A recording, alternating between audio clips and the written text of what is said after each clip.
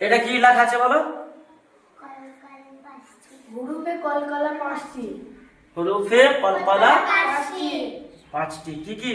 কফ, ত, বা, জিম, দাল। তৈ কে বললো গো?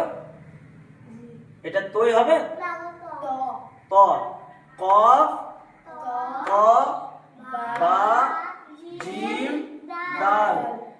এটা কটি আছে? পাঁচটি। কি বলা হয়? হুরুফে কলকলা। হরুফে কলকলা।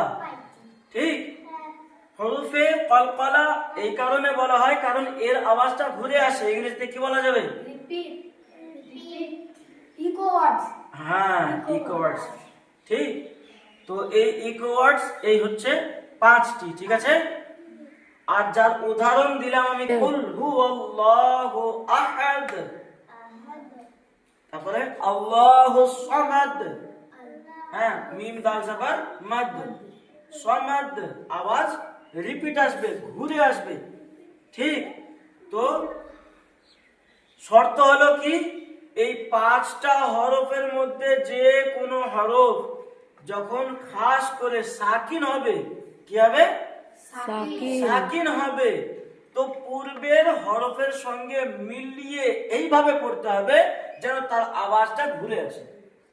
ঠিক, তো দেখো, হা কফ জাবার হাক, খ ত জাবার খত, তা বা জাবার হা, জিম জাবার হা, দাল জাবার হ্যাঁ হাদ, তো এর আওয়াজটা ঘুরে আসে।